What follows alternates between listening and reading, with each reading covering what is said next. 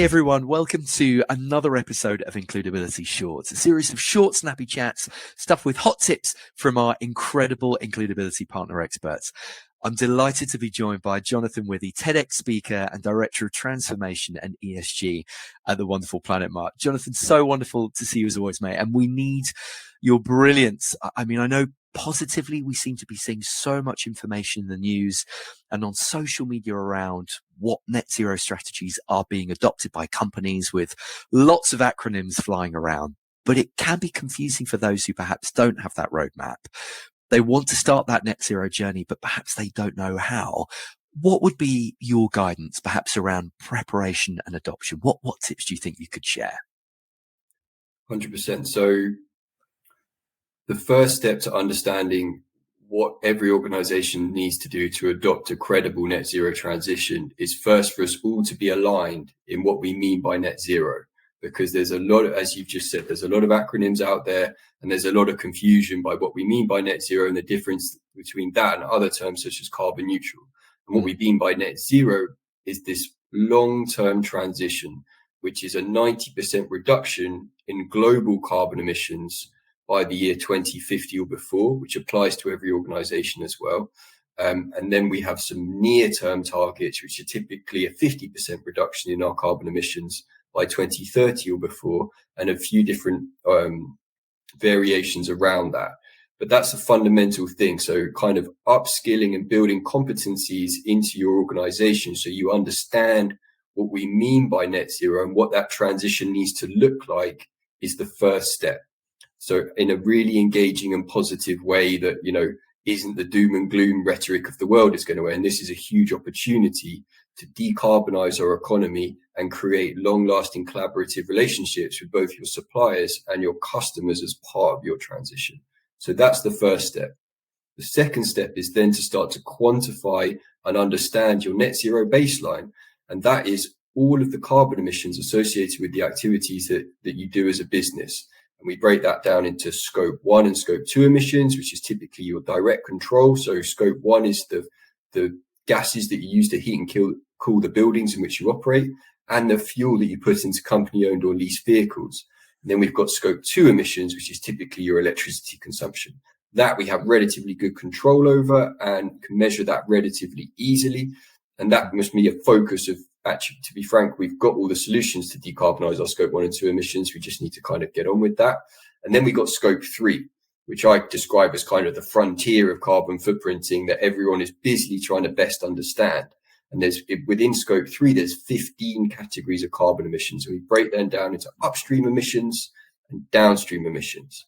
Upstream emissions are typically associated with your supply chain emissions, so everything that you're buying from a goods and services perspective, as well as things like business travel, so travel that your staff are doing in non-company owned or leased vehicles, waste that you generate in your operations, and then employee commuting, which can be quite a big one, despite the fact we have more of a hybrid way of working.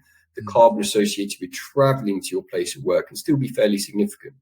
And then we've got downstream emissions, where they're things like, if you sell or manufacture a physical product, there's a bunch of carbon emissions associated with once you sold those products, in use, how they're disposed of at the end of life and things like that, as well as if you have things like investments or franchises, there's the things that sit in your downstream emissions. Once we've measured all of that, and it's never going to be perfect, but we just want to get an indication of where we're at. As soon as you measure all of that and get your baseline in place, that's where you can then start to set your long-term and near-term targets based on that baseline. So the sooner organizations put their full net zero baseline in place, the sooner they can set credible net zero transition targets, and the sooner they can start putting really robust strategies and action plans together, which is the kind of the third step, is to start to plan what you're going to do. And the first thing, as I said, is to focus on your scope 1 and scope 2 emissions, where you've got more control, decarbonizing your building emissions. You know, buildings account for about 40% of global emissions, huge opportunity in there. And then to decarbonize your electricity supply. So switch to renewable energy tariff, which can be just as competitive as brown, which is REGO backed, or looking at on-site renewables and things like that. Focus on that. And then with scope 3, where you have much, much less control over the carbon associated with your scope 3 emissions, that is where that key phrase collaboration comes in place, which is a huge buzzword in sustainability, but it's so important. So from a scope 3 upstream perspective, you need to start collaborating with your suppliers. You need to start understanding, well, what are you doing to help us? Because your scope 3 emissions are other companies' scope 1 and scope 2 emissions. So if every company was measuring and getting their scope 1 and scope 2 emissions to zero as quickly as they possibly could, we wouldn't have to worry about scope 3 emissions. Unfortunately, we're not in that position. So we have, for those companies that have the appetite to learn and understand their scope 3 emissions, they therefore need to influence their value chain for them to reduce their own emissions in line with your own ambitions, because you're not going to achieve your net zero targets without your value chain, your customers and your suppliers coming on this journey with you, which is an amazing kind of way to build much, much stronger relationships with your suppliers and your customers, because when it comes to climate change and the climate crisis, we are all in it together, and we live in a globalized world. And we've got to try and build, carbon can be this really nice link, and building upon just a transactional relationship, or, a relationship based on service and price, based on how can we all solve the climate crisis together for our own mutual benefits. You're going to identify efficiencies and cost savings, because that's the natural thing that comes from carbon. Where there's carbon, there's cost. So anything you're doing to reduce your carbon emissions and your energy consumption, you're going to be paying less for that, right? So huge opportunities there. And then it's just continual improvement. It's a relentless thing. So we do a lot of governance with organizations. So where we are checking your strategies, your action plans, your targets, your measurements annually, and producing you a governance report to hold you to account. And then the final kind of piece of the puzzle is communicating your successes, communicating what hasn't worked for you, so that others can learn and be inspired. Because we're seeing a lot of kind of what we call green hushing in this space, where companies are scared to put their head above the parapet and talk about their sustainability journeys and net zero journeys, because they're worried about opening themselves up to scrutiny, where people will come in and, pick up apart and all of this. And that's quite daunting for companies, and it's a risk. And we have to de-risk that to give companies the confidence to talk about what works, what doesn't, to inspire others to do the same. And that's kind of where we're at the moment. We're seeing a lot of ambition around targets and stuff and things like that. We're not seeing enough action.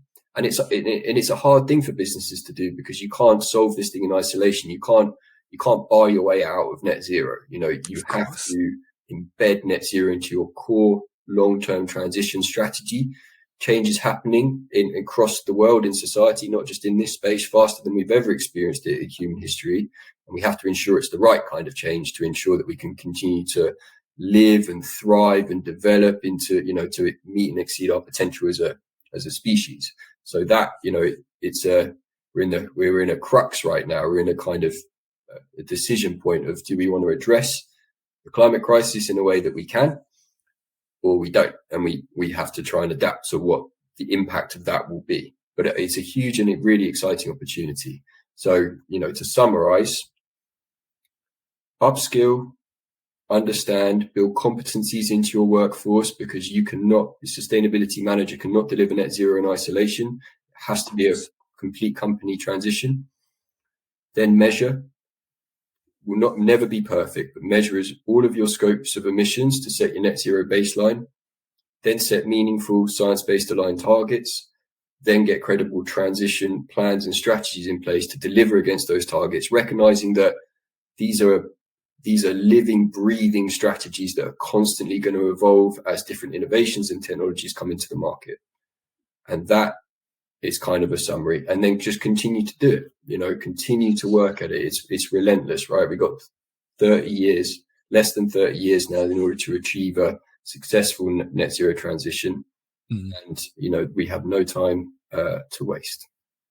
Jonathan, thank you so much. Thank goodness for you, and thank goodness for the amazing team at Planet Mark and the wonderful services that you provide to give people the confidence, give businesses the confidence, and make them feel empowered to start that journey and believe and set targets in place to support that all the way through. Thank you so much. And as always, mate, such a joy to catch up. And to everyone who's just watched our latest Includability short, thank you again so much for joining us. And for more of these incredible light bulb moments with our amazing Includability ambassadors, please do head over to weareincludability.co.uk or check out our YouTube and Spotify channels.